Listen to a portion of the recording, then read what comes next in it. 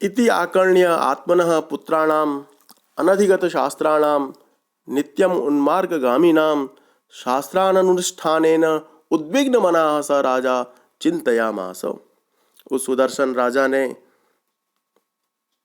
किसी विद्वान व्यक्ति से ये दो श्लोक सुने जो पीछे अभी कहे गए। जब उसको ये समझ में आया कि ये श्लोक तो बड़े महत्वपूर्ण हैं और उसके 4 पुत्र थे और चारों पुत्र यौवन की दहलीज पर कदम रख रहे थे। धन संपत्ति, चूंकि राजा था तो सारी धन संपत्ति उसकी थी, उन बच्चों की थी, और प्रभुत्वम सत्ता उन्हें उत्तराधिकार में मिलनी थी, दाएं भाग में प्राप्त होना था। और अविवेकिता, और वो जान रहा था कि अज्ञानी हैं, मूर्ख हैं, शास्त्र और नीति शास्त्र से अपरिचित हैं।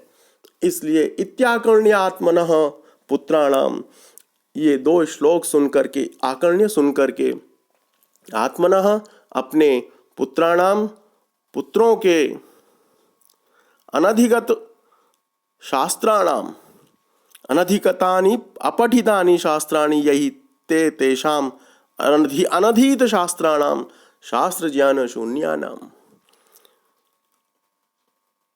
अर्थात जिन्होंने शास्त्र देखे नहीं, पढ़े नहीं और सारे संशयों की जड़ और संशयों को मिटाने वाले जो शास्त्र हैं उनको गुरुमुख से नहीं पढ़ा, ऐसे नित्यम उन्मार्गगामी नाम, और नित्य ही उल्टे रास्ते पर चलने वाले,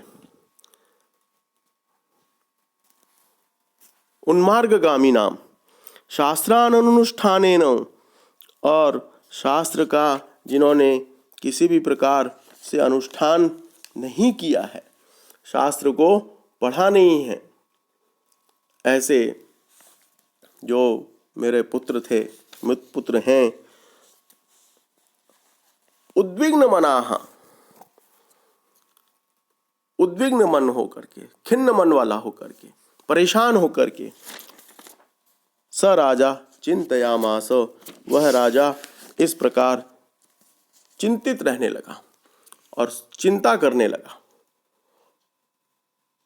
वह किस प्रकार अपने बच्चों को, जो उसमें वो चारों लक्षण दिखाई पड़ रहे हैं, शास्त्र रूपी आँख उनके पास नहीं है, वो प्रत्यक्ष ही देखते हैं, मात्र देह तक ही ध्यान रखते हैं, मन बुद्धि चित्त और आत्मा की बात को समझ नहीं पाते। ऐसे उद्विग्न मन वाले राजा अपने पुत्रों को देखकर बहुत चिंतित हुए और परेशान हुए, दुखी हुए और सोचने लगे। को अर्थः पुत्रेण जातेन यो न विद्वान् न धार्मिकः काणेन चक्षुषा किं वा चक्षुः पीडैव केवलम्। को अर्थः पुत्रेण जातेन, उस पुत्र के उत्पन्न होने से क्या लाभ है। यो न विद्वान न धार्मिकः, जो न विद्वान है न धार्मिक है। काणेन चक्षुषा किं वा चक्षुः पीडैव केवलम्, अगर आंख से, एक आंख से वह काणा है कोई, तो वह शुभ नहीं है, अच्छा नहीं है।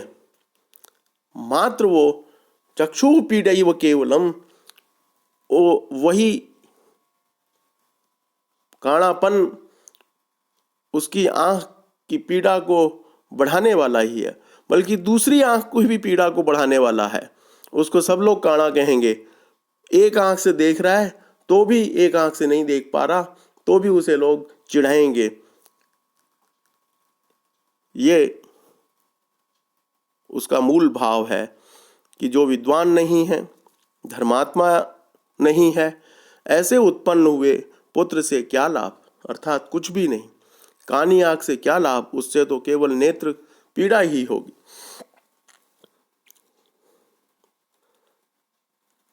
अर्थात आंख होकर भी यदि वह कानी है उससे यदि देखा नहीं जा सकता है तो उससे कोई लाभ नहीं। केवलम चक्षु पीड़ा एवं, केवल उससे नेत्रों की पीड़ा ही होगी। ऐसे ही मेरे जो पुत्र हैं चारों मूर्ख हैं, अज्ञानी हैं, नीति शास्त्र को उन्होंने पढ़ा नहीं है, तो ऐसे मूर्ख पुत्रों से कोई लाभ नहीं, सिर्फ दुखदायी ही होंगे। अजात मृत मूर्खाणाम वरम आद्यौ न चान्तिमः सकृत दुख कराओ आद्यौ आद्या अंति वस्तु पदे पदे। अजात मृत मूर्खाणाम, न उत्पन्न हुए और उत्पन्न होकर भी मरे हुए और मूर्ख, इन तीन प्रकार के पुत्रों में सबसे पहला फिर भी ठीक है। दो अर्थात अजात और मृत वरम अच्छे होते हैं, अर्थात उत्पन्न ही नहीं हुए जो और उत्पन्न होकर जो मर गए वो फिर भी ठीक है। वरम आद्यौ न च अंतिमः, अजात मृग मूर्खाणाम अर्थात उत्पन्न पुत्र का ना होना, उत्पन्न होकर के मर जाना, लेकिन मूर्ख रह जाना ये अच्छा नहीं। सकृत दुख करऊ आद्यौ अंतिमस्तु पदे पदे। क्यों?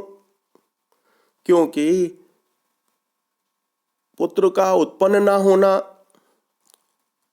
एक बार दुखदायक होगा, उत्पन्न होके मर जाना वह भी एक बार ही दुखदायक होगा, लेकिन मूर्ख पुत्र उत्पन्न हो जाए और मूर्ख रह जाए तो ये समझ लो कि अंतिमस्तु पदे पदे, वो हर पद पद पर हर क्षण वह माता पिता के लिए, परिवार के लिए और राजा जैसे व्यक्ति के लिए तो सारी प्रजा के लिए दुखदायी होगा।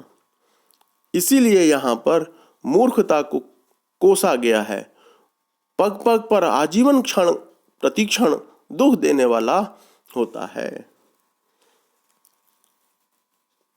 बल्कि एक श्लोक किंच, और क्या कहें, वरम गर्भश्रावो वरम अपि च नैवाभिगमनम वरम जातः प्रेतो वरम अपि च कन्यावजनिता वरम वंध्या भार्या वरम अपि च गर्भो न वसति नव्य विद्वान् रूप द्रविण गणयुक्तोऽपि तनय। कर गर्भश्रावः वरम, गर्भपात हो जाए वो अच्छा है। नैव अभिगमनम, और पत्नी के साथ संभोग न करना भी अच्छा है। जाता प्रेतः, उत्पन्न होकर के मर जाए वह भी ठीक है।